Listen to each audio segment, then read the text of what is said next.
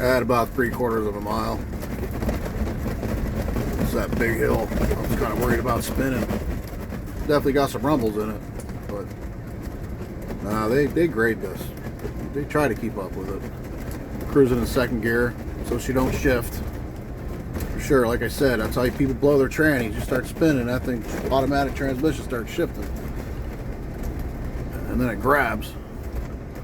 I'm not blowing my tranny. This tranny's pretty good. I just checked that too right before I left. Everything smells good. Doesn't smell like burnt eggs, rotten eggs or nothing. So, color's good. And it was full.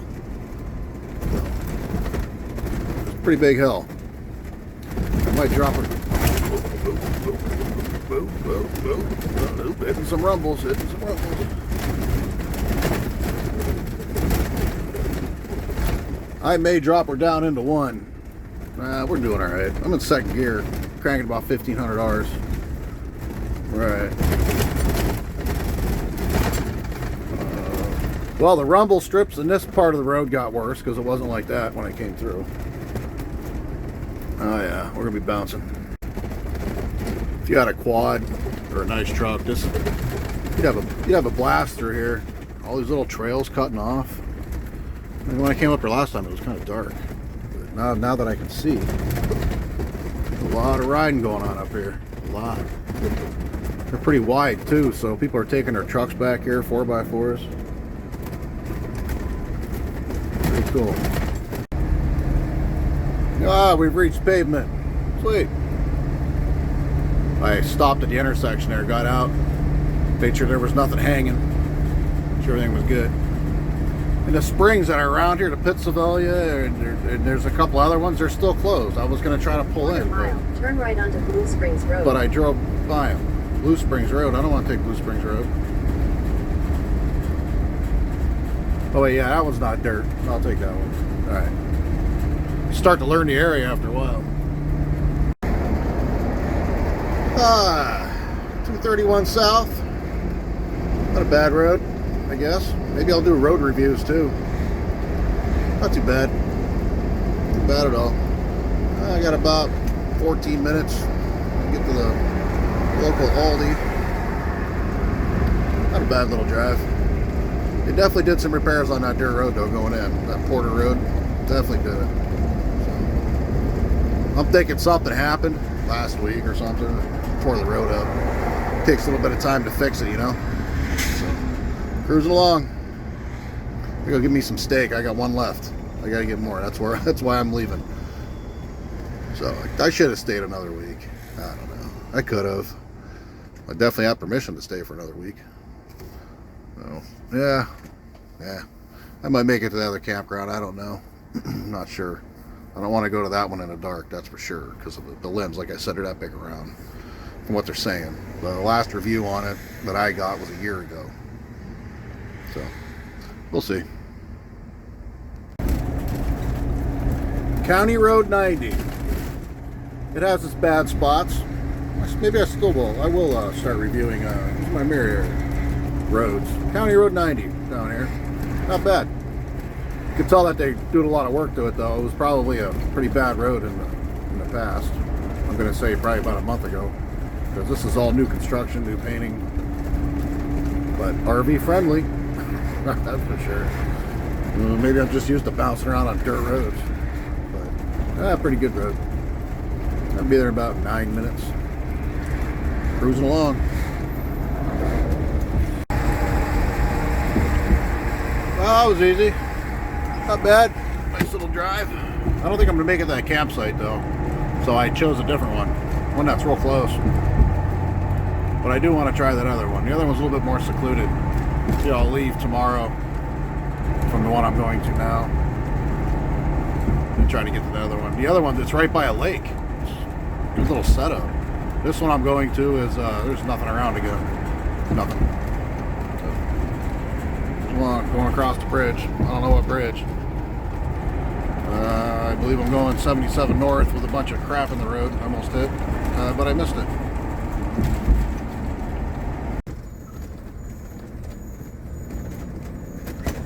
Yep. Well, this road's smooth. That's a plus. My brakes squeaking. They got hot. I'm gonna pop a tire off tomorrow. I'm gonna take both tires off, check them over. I just checked them, they're fine.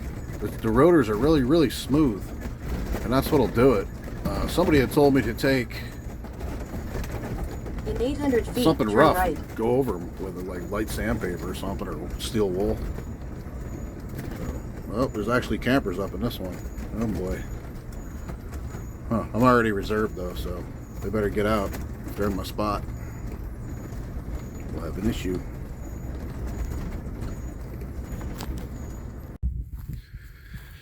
I'll be doing some work today. Look at this. Unbelievable. Unbelievable. Garbage can right there. There's garbage in the fire ring. So I'm going to rake all this up. Make it look good. Pan over there. I decided to reserve a spot here. Back at another one that I was at already. If you guys remember all that stuff. If you recognize it. I'm just going to stay here for a few days. It's Christmas Eve. First time I've ever been in 70-degree weather at Christmas. This is weird to me. I'm from up north. There's no snow on the ground. And I'm not in a coat. So, yeah. Got my starter battery charging. I only pulled one panel out. This was the flattest spot I could go, so I'm gonna get a lot of shadowing from that. I'm gonna have me a Christmas fire tonight. More people down here. Talk to him. That's a good camper there. Pretty cool. I'm gonna go dig me up some wood. I'm gonna clean that fire pit up first. So unbelievable. Pretty crazy. Nice day out. Georgie's squeaking really bad. I haven't greased the front end in a while, so before I leave, I'm gonna grease everything, all the joints in the front. I'll probably record it. I'll show you guys the proper way to do it. You have to lift it all the way up, grease your fittings, drop it back down, and grease it again, or vice versa. Maybe I'll go the other way. I'll grease it, then lift everything up, suspension up, and grease it again, and then drop it. That's the best way to do it. Tanks are empty. We got about 60 gallons of water. So I'm good for a while. I'll probably stay here till Friday, maybe even Monday. I'm decided.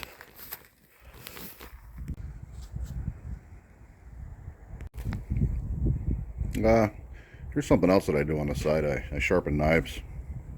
These are all mine, but let's throw this in there. I just sharpened a guy's axe, a little bit bigger than that one, and 2 of his knives for 20 bucks. Took me about 45 minutes, so that wasn't bad. I made something and made 20 bucks today.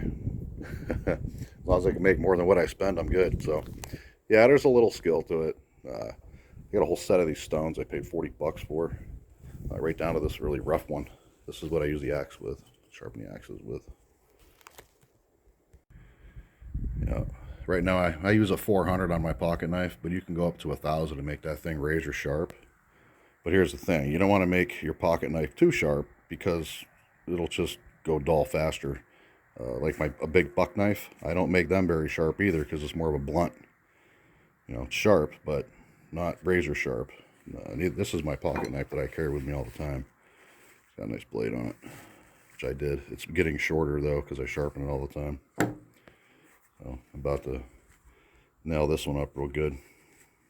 This one I make pretty sharp, really sharp. You could skin a rabbit with this knife, easy. And also a 3000 and an 8000.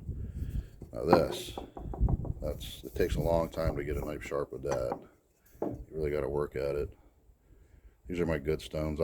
When I sharpen people's knives, I pretty much stick to this, the 400 and 1000. If the knives are real bad, I'll hit them with this, and then I'll hit it with the 400, then the 1000. Just work my way up. But normally I stop with the 400. People are happy with it. But like I said, made 20 bucks. I can even sharpen chainsaw blades. I have a whole kit in the basement of the RV. So that's something to do. Something to make that paper, right? This is what I use for oil. Gun cleaning oil. Works pretty good. Lasts a long time. Put a little bit on here. You're supposed to let your stones soak in this oil for a week. Then the oil absorbs into the stone. It goes into the little pores. But I don't do it that way. I've used it so much that there's a lot of oil in there. And don't use water. I've seen people use water. Well, what happens there is if it gets cold, that water's going to freeze and you'll crack your stone. So do not use water at all. Get yourself some honing oil, just gun cleaning oil. Works good. Another thing too, if you ever get into sharpening knives, start with a black one. Okay, let's get some light here. If you see that, see how it matches? It'll give you your direction. See, I messed up at the top right there. I only got one hand, but right there, I had it at an angle too much. You can see where my mistakes are, and you'll find your mistakes. But the black will show you the difference in the knife. You know, you want that the same length all the way down. But this knife is really sharp right now. I'm gonna hit it with the 8,000. That was the 4,000. This is very sharp. This is a very sharp knife. So just heads up. If you do sharpen knives, start with black. That way you'll get you'll get your angle right. The sharper you want it, you know, you'll figure your angle out as you go. And don't sharpen like this. You got to go this way, just like that, with a little bit of force. The higher the number, less force you use. You'll get a nice cut. But yeah, I wanted to throw that out there because I started with the other knives and they weren't black, and I couldn't see where my mistakes were. But the black will show you where you're making mistakes. Works pretty good.